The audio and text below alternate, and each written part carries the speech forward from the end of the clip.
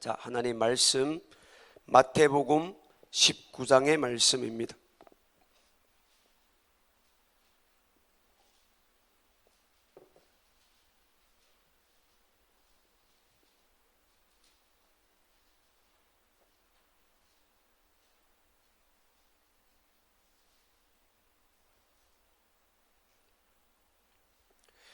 어, 16절부터 26절 말씀까지 교독하겠습니다. 마태복음 19장 16절에서 26절의 말씀까지입니다. 어떤 사람이 주께 와서 가로되 선생님이여 내가 무슨 선한 일을 하여야 영생을 얻으리이까?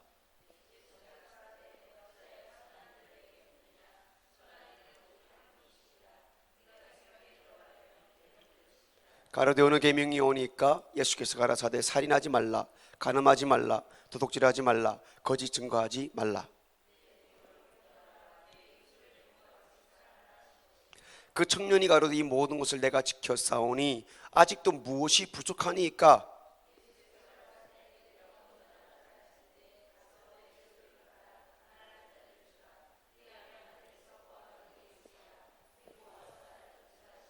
그 청년이 재물이 많음으로 이 말씀을 듣고 근심하며 가니라.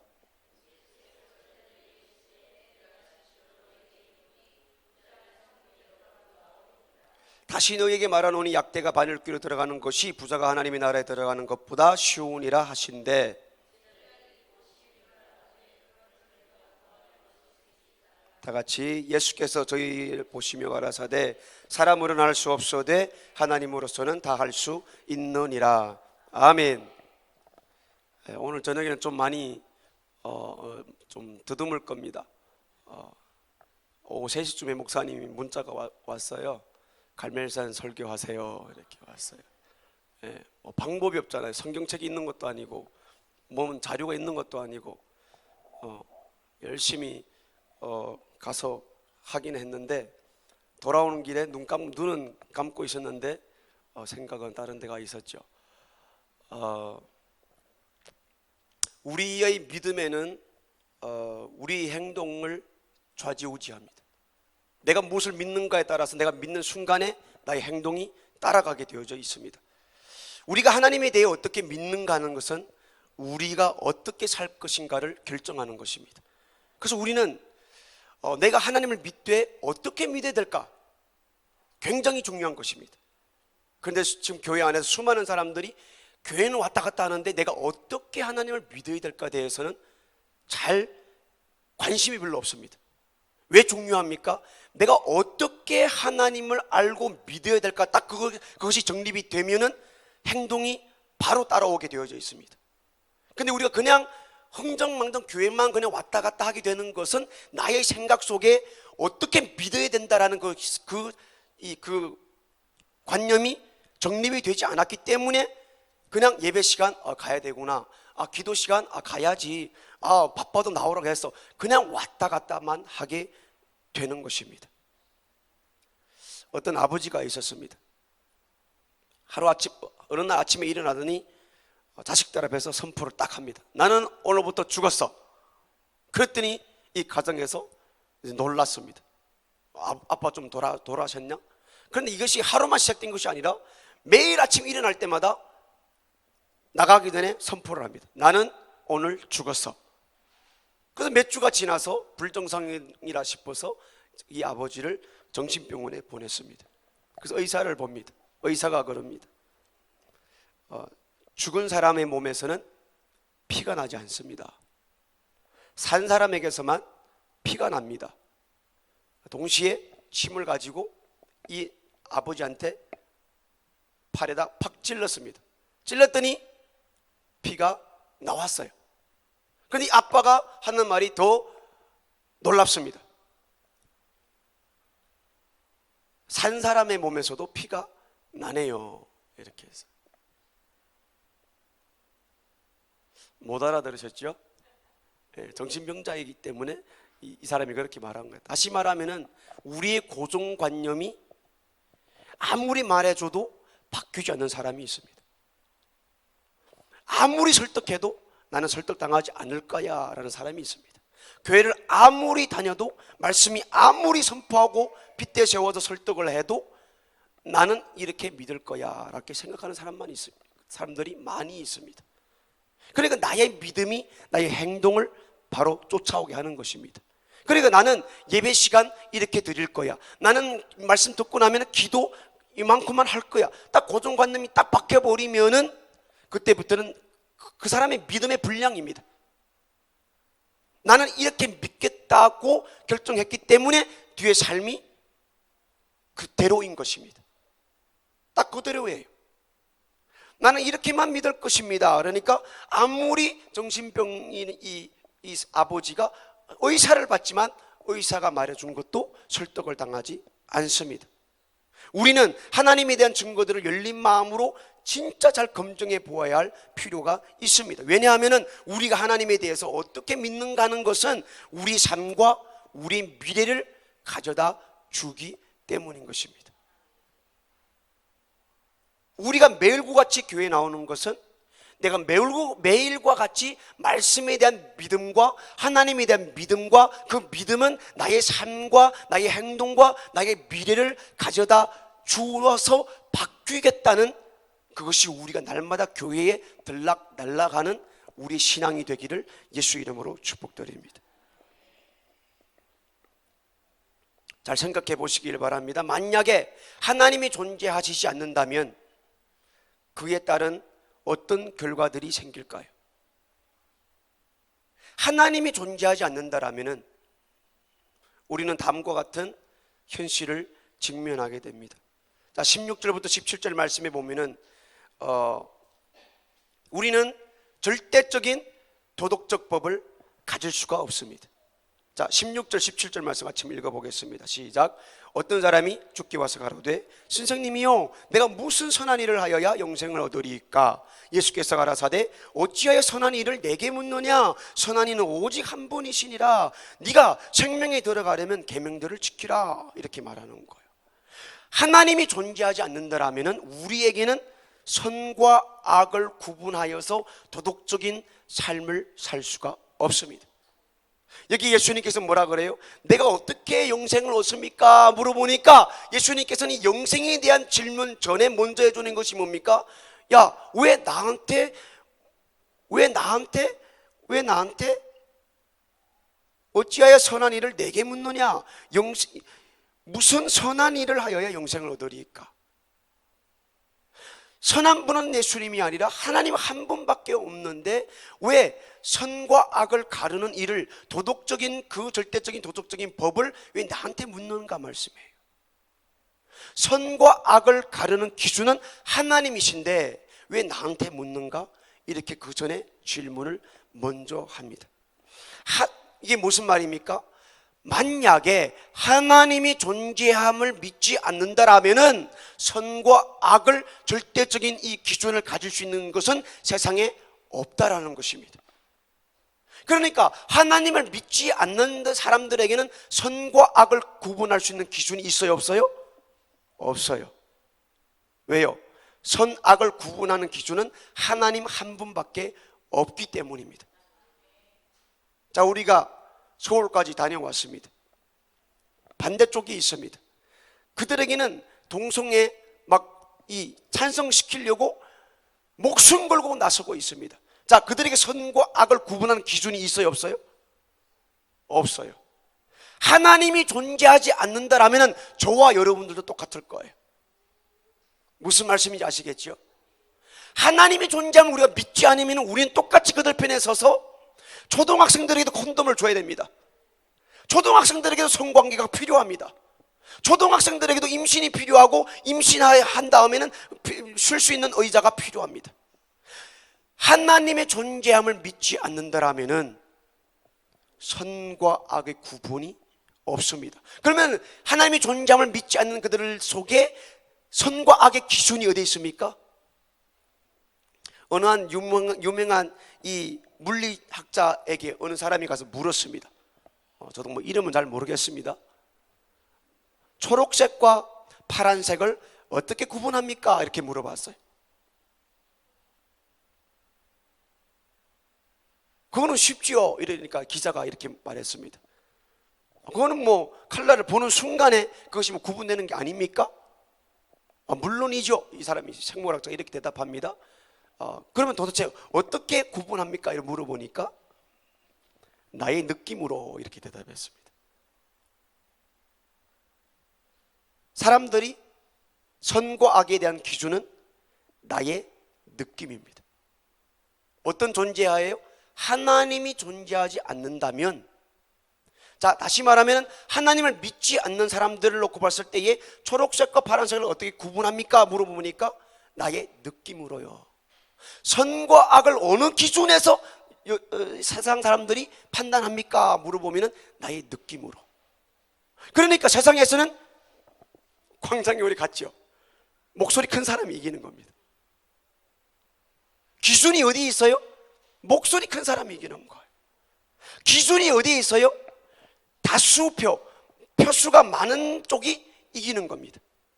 그게 세상 사람들이 하나님이 존재하지 않는 그 존재하에 표수가 많은 쪽, 소리가 큰 쪽, 그 다음에 사람이 많이 몰려가는 쪽, 그게 세상의 선과 악을 가르는 기준입니다.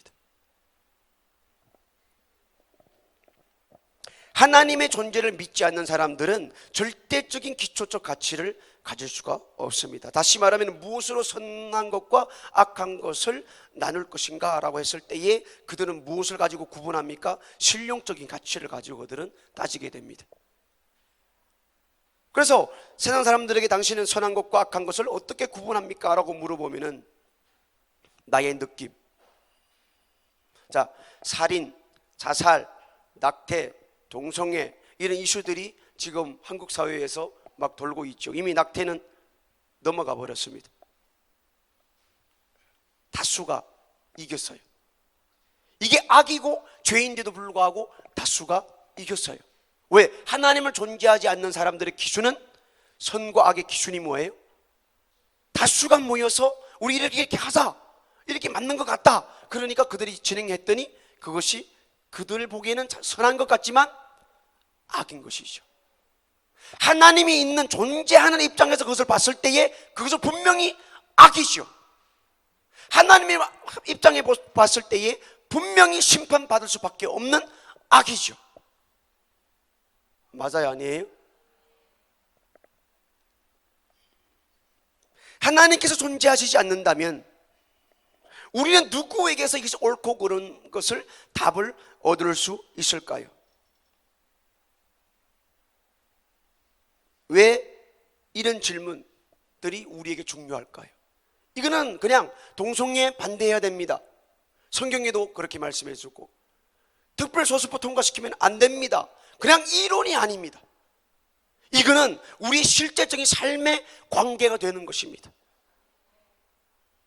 아시다시피 이런 것들을 우리가 막지 아니하면 우리 자녀들 때 가서 어떻게 살아갈까 여러분 한번 생각해 보십시오.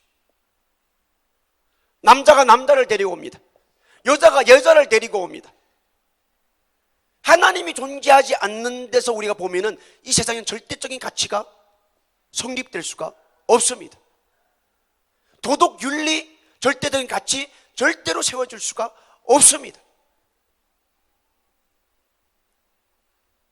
그래서 앞으로 자식을 낳으면은 분명히 고추가 달렸으면 남자다. 그렇죠? 알아들으셨죠? 고추가 안 달렸으면 여자다. 성별을 가려야 되는데 그 법이 통과되는 순간에 아빠도 엄마도 자기 핏덩어리지만 너는 남자야, 여자라고 말할 수가 없습니다. 왜요? 법에 걸립니다. 법에 걸려요. 그 다음에 어떻게 합니까? 이 애가 큰 다음에 남자 여자를 구분할 수 있을 때에 자기가 선택하고 나는 남자 할래, 나는 여자 할래, 나는 걔하고 결혼할래. 옆에 있는 사람들이 아무도 말할 수 없는 거예요. 왜요? 이것이 한국의 법이니까. 하나님이 존재하지 않는다라면 선과 악을 구분할 수 있는 절대적인 가치는 이 세상에 아무것도 없습니다. 아무것도 없어요. 한번 잘 생각해 보시기 바랍니다. 무엇이 선한 것이고 무엇이 악한 것인지를 모른다면 우리의 삶의 중요한 결정들을 무엇을 근거로 해서 할 것입니까? 우리는 누구의 생각에 따라 중요한 결정들을 하게 될 것입니까? 부모님들은 무엇을 기초로, 무엇을 기준으로 자녀들을 양육하겠습니까? 야, 나는 너희 아빠 엄마니까 너는 무조건 따라야 돼. 설득력이 없죠. 설득력이 없어요. 도대체 무엇을 기준으로 아빠 엄마라고 내가 자식으로 따라야 됩니까? 선과 악의 기준이 절대적으로 되지 않습니다. 그러므로 우리가 반드시 잘 생각해 봐야 되는 것은 우리는 하나님이 존재하신다고 믿는 사람들입니다. 그럼 우리는 어떻게 해야 돼요? 우리는 하나님의 법을 따라야 됩니다. 하나님의 법을 따릅니다. 우리는 그런 법을 따르는 삶을 살고 있습니까? 하나님의 법을 따르는 삶을 살고 있습니까? 어떤 중요한 결정을 하려고 할 때에 맨 처음에 하나님의 뜻이 무엇인지 우리가 먼저 성경을 통하여 알아보고 있습니까? 내가 하나님에 대해서 어떻게 믿을까에 대한 그 믿음이 있을 때에 내 삶이 따라오게 되어져 있습니다. 내가 어떤 중요한 결정을 해야 된다고 할 때에 맨 처음에 우리가 세워야 될 것은 성경의 하나님의 뜻이 무엇인가, 그것을 우리가 봐야 된다는 것입니다. 아니면 우리가 중요한 것을 결정할 때 우리 느낌입니까? 세상의 판단 기준입니까? 남들이 다 그렇게 하니까 나도 그렇게 따라갑니까? 선과 악은 말씀이 기준입니다. 말씀이 기준. 하나님이 존재하지 않는다면 우리의 삶에는 의미가 없습니다. 아멘. 자, 성경 말씀 16절부터 보겠습니다. 자, 제가 읽어드립니다. 어떤 사람이 주께 와서 가로되 선생님이요 내가 무슨 선한 일을 하여 영생을 얻으리이까? 예수께서 가라사대 어찌하여 선한 일을 내게 묻느냐? 선한 이는 오직 한 분이시니라. 내가 생명에 들어가려면 계명들을 지키라. 자, 이 땅에서 선을 요구했을 때에 주님께서 가르쳐주는 게 뭐예요? 이 땅에서 마땅히 어떻게 살아야 될 것을 그 계명을 줍니다. 그 계명이 뭡니까? 어느 계명이 오니까 예수께서 가라사대 살인하지 말라, 간음하지 말라, 도둑질하지 말라, 거짓 증거하지 말라, 내 부모를 공경하라, 내 이웃을 내 몸과 같이 사랑하라 하는 것이니라.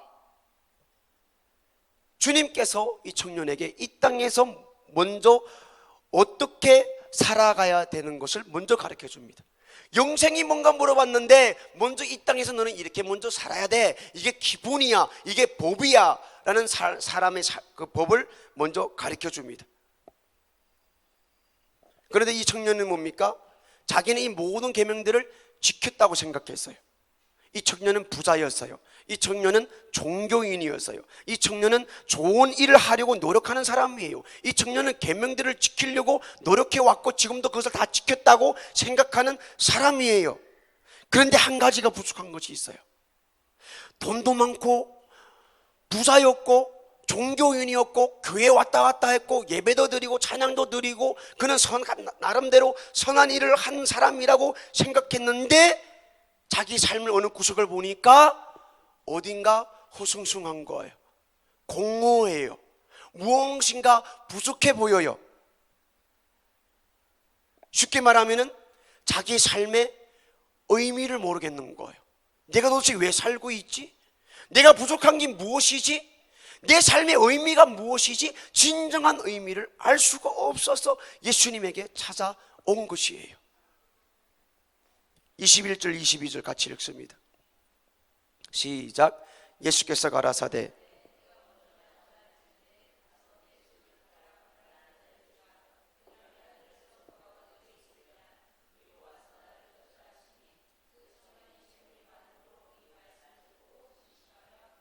아멘.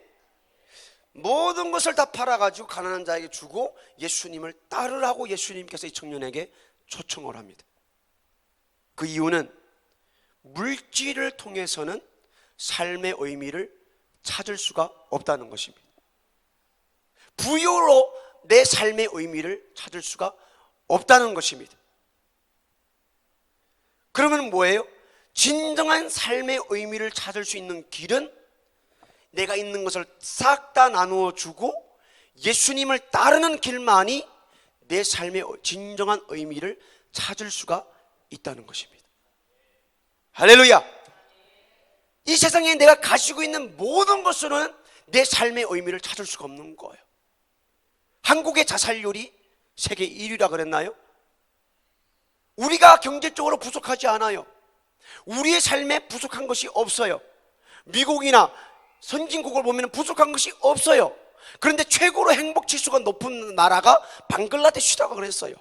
가장 가난한 나라예요. 아무것도 없지만 그들은 행복 지수가 세계 1위가 된대요. 우리가 가진 것으로는 진정한 삶의 의미를 찾을 수가 없습니다. 진정한 삶의 의미는 예수 그리스도 안에 있고 교회에 왔다 갔다 하는 사람에게 있는 것이 아니라 말씀을 믿고 말씀을 따라가는 사람에게 있습니다. 저와 여러분들에게도 진짜 내 삶의 의미가 없다고 생각되십니까? 어이구, 우리가 부부끼리 맞벌이하고 돈도 얼마만큼 은행에 있는데 아직까지 마음속에 우리 삶에 뭔가는 공허하고 뭐가 부족하다고 생각하십니까? 딸도 있고 아들도 있는데 지금 딸이 아들이 우리를 공경하고 있는데 내 삶에 뭔가 부족하다고 생각되십니까? 그게 증거가 뭡니까? 예수님의 말씀처럼 예수님을 따라가지 아니했기 때문입니다. 예수님을 아직까지 따르지 않는 사람의 삶에는 아직까지 공허합니다. 무엇인가 부족해 보입니다. 우리가 버리지 아니하고 진짜 천국 가야 되는 예수님을 따라가지 않았기 때문입니다. 그림을 그리면 좋겠는데요, 흑암의 세상에 한 줄기 빛이 쭉 내려왔습니다. 그분이 예수 그리스도입니다. 우리가 가야 될 길은 그 한 줄기의 빛입니다. 그것은 예수 그리스도입니다. 힘듭니다. 어렵습니다. 가난할 수 있습니다. 고난당할 수 있습니다. 핍박당할 수가 있습니다. 온갖 수모 능력 다 주님과 함께 같이 가면은 다 당합니다. 그런데 진짜 의미 있는 삶은 그 길 밖에는 다른 것이 없습니다. 세상에는 사람이 원숭이로부터 진화되었다고 믿습니다. 그러니까 그들의 삶에는 당연히 삶의 의미를 찾을 수가 없는 것이죠. 하나님이 존재하시지 않는다면 그들의 삶에는 절대로 의미를 찾을 수가 없습니다. 하지만 하나님이 존재하시기 때문에 우리는 삶의 의미를 가질 수가 있는 것입니다. 그렇기 때문에 우리는 하나님을 소망할 수가 있게 되는 것입니다. 어떤 일이 닥쳐와도 어떤 힘듦이 닥쳐와도 나에게는 분명한 목적이 있고 희망이 있고 소망이 있기 때문에 그것이 나의 의미가 되는 것입니다. 우리 다 버리고 예수님 따라가기를 예수 이름으로 축복드립니다. 기도드리겠습니다. 하나님 아버지, 이 땅에는 수많은 사람들이 하나님이 없다고 존재하지 않는다고 믿기 때문에 선과 악을 구분할 수가 없고 그냥 느낌으로, 그들의 지식으로, 내 생각에 다수가 이기 때문에 그들은 그것이 선이라고 하고 있고, 분명히 하나님 앞에 가면은 악한 것이고 심판받아서 지옥 갈 일인데 사람들이 모르고 있습니다. 하나님, 나의 삶의 의미가 없는 것은 하나님을 믿지 않기 때문입니다. 예수님을 따라가지 않기 때문입니다. 내가 길이요 진리요 생명이라고 했는데 그 길을 따라가지 않기 때문입니다.